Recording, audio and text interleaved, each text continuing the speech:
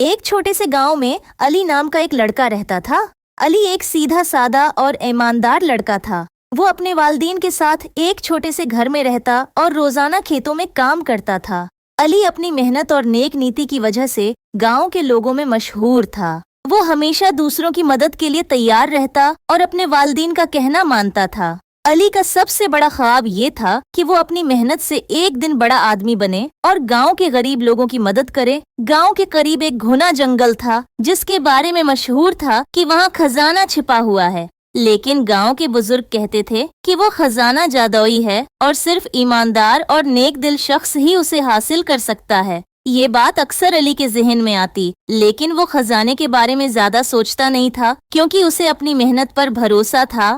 علی نے فیصلہ کیا کہ وہ اگلی صبح خزانے کی تلاش میں جائے گا۔ اس نے اپنے ساتھ ایک چھوٹا تھیلا لیا جس میں ایک روٹی اور پانی کی بوتل تھی۔ علی نے اپنی والدہ سے دعا لی۔ صبح سویرے علی جنگل کی طرف روانہ ہو گیا۔ جنگل بہت خاموش اور سنسان تھا، لیکن علی کے دل میں خوف کے بجائے امید تھی۔ وہ دعا کرتا رہا کہ اللہ اس کی مدد کرے اور اسے خزانے تک پہنچائے۔ جنگل کے بیچ پہنچ کر علی نے ایک بوڑھے بزرگ کو دیکھا جو درخت کے نیچے بیٹھے تھے۔ ان کی شکل پر سکون اور آنکھوں میں حکمت جھلک رہی تھی۔ بزرگ نے علی کو آواز دی اور کہا، بیٹا، اس جنگل میں کیوں آئے ہو؟ یہاں خطرات بھی ہیں اور آزمائشیں بھی۔ بابا جی، میں یہاں خزانے کی تلاش میں آیا ہوں تاکہ اس سے اپنے والدین کی مدد کر سکوں اور گاؤں کے غریب لوگوں کے لیے کچھ کر سکوں۔ تمہاری نیت صاف ہے، لیکن یاد رکھنا، خزانے کا راستہ آسان نہیں ہوگا۔ راستے میں آزمائشیں آئیں گی۔ تمہیں سچائی اور ایمانداری کا دامن نہیں چھوڑنا ہوگا۔ اگر تم نے یہ اصول اپنائے رکھے تو تم کامیاب ہو جاؤ گے۔ کچھ دور چلنے کے بعد علی کو ایک بڑا اور عجیب سا درخت نظر آیا جس کی شاخیں آسمان تک جا رہی تھیں۔ جیسے ہی علی قریب پہنچا، درخت نے اچانک بولنا شروع کر دیا۔ اے نوجوان، رک جاؤ۔ اگر تم خزانے کی تلاش میں ہو تو پہلے میری بھوک مٹاؤ۔ میرے پاس صرف یہ روٹی اور پانی ہے، لیکن اگر آپ کو اس کی ضرورت ہے تو یہ حاضر ہے۔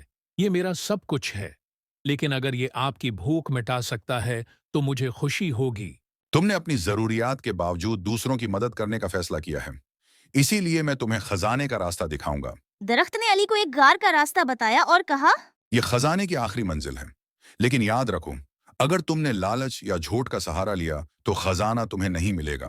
علی نے درخت کا شکریہ ادا کیا اور غار کی طرف بڑھ گیا۔ غار کے اندر گھپ اندھیرا تھا، لیکن علی نے ہمت نہ ہاری۔ وہ آگے بڑھتا رہا یہاں تک کہ اسے ایک چمکتا ہوا صندوق نظر آیا۔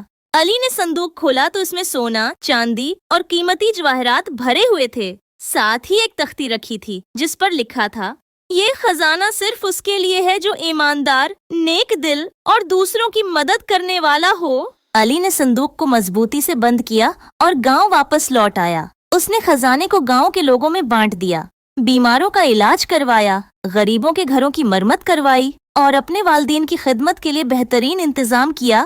علی کی نیک نیتی اور ایمانداری کی وجہ سے گاؤں کے لوگ اس سے بہت متاثر ہوئے۔ وہ نہ صرف گاؤں کا سب سے عزت دار شخص ہے، بلکہ وہ گاؤں کا سب سے بڑا شخص ہے بن گیا، بلکہ اللہ نے اس کے دل کو سکون اور خوشی سے بھر دیا۔ علی نے ہمیشہ یہی اصول اپنائے رکھا کہ سچائی اور ایمانداری کے بغیر کوئی کامیابی حاصل نہیں کی جا سکتی۔ سچائی اور ایمانداری وہ اصول ہیں جو انسان کو ہر آزمائش میں کامیاب بناتے ہیں۔ اگر نیت صاف ہو اور دل میں دوسروں کی بھلائی کا جذبہ ہو تو اللہ خود راستے آسان کر دیتا ہے۔